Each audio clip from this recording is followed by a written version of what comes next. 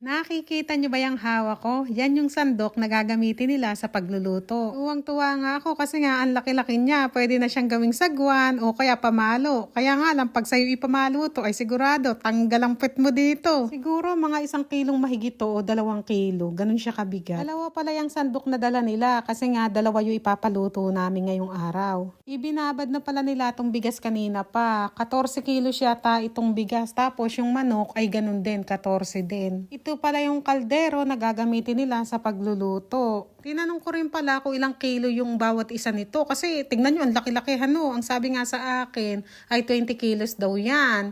At ang presyo nga ay 30,000 daw bawat isa. Ito palang lutoan na ito ay dala-dala rin nila to. Pati yung mga kahoy, dala-dala nila yan. Pero binayaran din namin yung kahoy. Pati yung papag na pinag-uupuan nila, dala-dala din nila yon. Yan palang mga nakatambay na nakagreen na yan. Yan yung mga sa basura dito.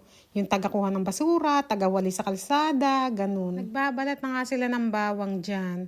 Ito palang pagluto nila ng pulaw ay walang kamatis. Wala rin yatang sibuyas. Oo, wala rin siyang sibuyas. Ito palang si nanay ay kinakausap nga ako. Binati ko pa nga. Nag-shake hands pa kami eh. Akala ko kasi kapitbahay pero namamalimos pala.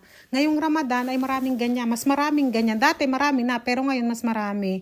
Yung may mga edad na ganyan, nagbabahay-bahay sila, kumakato. Iblinen niya na pala itong mga pampalasa tulad ng mga cinnamon stick, saka cloves. Basta kung ano-ano, sama-sama na yun. At isusunod niya na nga itong sili. Medyo nagtagal pa sila dyan kasi nawalan pa ng kuryente, hindi nila ma-blend-blend dyan. O, nalaglag, sayang kasi kuya. Ganito pala style nila ng pagluluto. Bago isa lang sa apoy, ay yan, pinagsasama-sama na nila yung mantika, karne, yung mga pampalasa. Akala ko, painitin muna mantika, saka igigisa yung manok, diba? Isasangkot siya, ay hindi pala ganyan sila. At eto na nga, yung pinagsama-sama na iblinin na luya, bawang, at saka mga sili. At alam ko, mapapansin nyo, Madam, ba't ang langaw? Ay oo, malangaw na naman ngayong buwan. Ganyan talaga dito sa Pakistan, sanay na ako. Langaw is life dito, pagka may buwan dito na malangaw. Lalo na pag panahon ng mangga. At eto nga si Usman, ako ang kinukulit. Mama, maglaro tayo. Sige na mama, kahit isa lang. Kaya ayan, pinagbigyan ko na. Doleng! Talingan mo kasi. Hindi pa tatalbugan, ano? O, ayan. Ayan na! Ayun! Nakatama din. Nilalagyan din pala nila ng lemon. Ayan, ihiwa-hiwain mo lang siya. Tapos ilalagay mo na.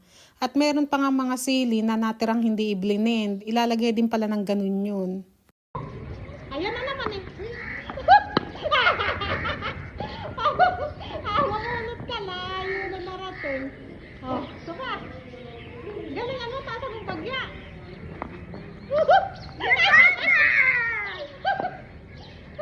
Ayoko na. Ayoko na. Ano ba ito? Ayoko na.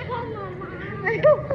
Mabuti na lang talaga ay dumating nga itong bata. Ang sabi ko nga kay Usman ay kayo na lang maglaro anak. Tapos bigyan na lang natin siya mamaya ng rice. Kaya ayan naglalaro sila. Ay pumasok dyan yan. Sa bahay na yan yung bola nila. Tinitingnan ko nga puno na ito. May bunga siya para siyang mansanitas na maliliit. Sinundan ko nga si Usman at nawala. Andyan pala sa bahay na yan. Nagdo-doorbell kasi yung bola nila ay pumasok dyan. Pero pamaya-maya ay ibinalibag din yung bola dyan sa tagiliran. Kaya nakapaglaro ulit sila. Sisimula na nga nila pagluluto. Kaya ayan, nagpaparingas na si kuya. Tingnan nyo itong batang nakaitim. Oh, may saranggola siya. Pero kadalasan saranggola rito walang buntot. Ba't sa Pinas, pagka walang buntot yung saranggola, parang hirap siyang lumipad.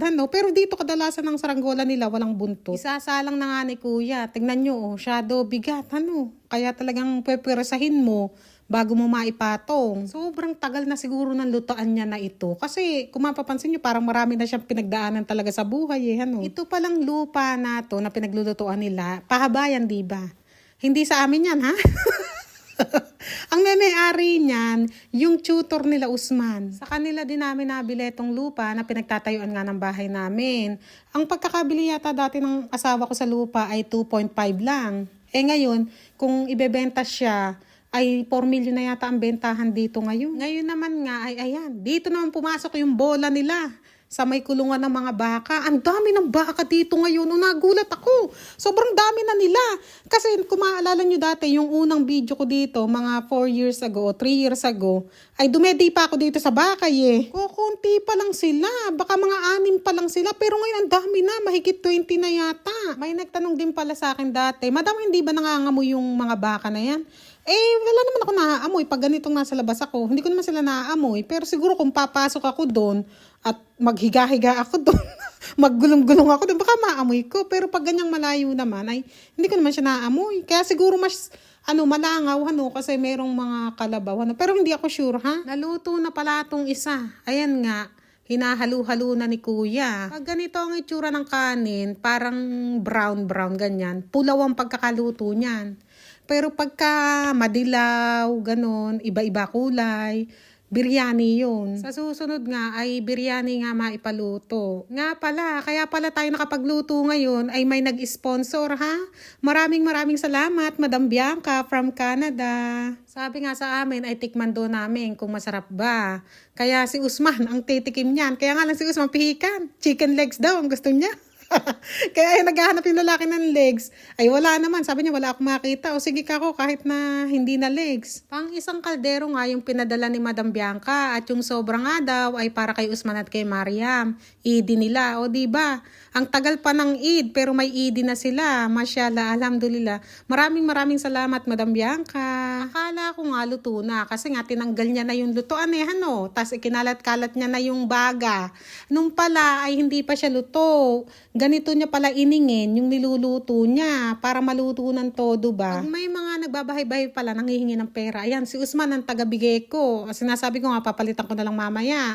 Ayan, tulad niyan si nanay ay kumakatok yan, nanghihingi yan. Tapos ito naman si kuya ay rider yan. Nagde-deliver siya ng mga parcel. Yung dala ng pamangkin ni Adil ay gelatin yan na nilagyan ko ng fruit salad. Sabi ko nga ay gusto mo yan? Oo, sabi sa akin. Kaya tuntua naman ako. Luto na nga kaya ipapasok na nila dahil irerepack na nga namin para makapamigay na kami. Lalo at alas 5 na. Kaya pala 2 kaldero yung pinaluto namin. Yung isa sa bayaw ko, tapos yung isa nga sa akin galing sa sponsor. Magbibigay daw siya sa mga kapitbahay, sa mga kaibigan niya at saka sa masjid. Kaya nagpaluto rin siya. Ang pamimigay pala natin ay sa part 2 na. Kaya abang-abang lang kayo dyan.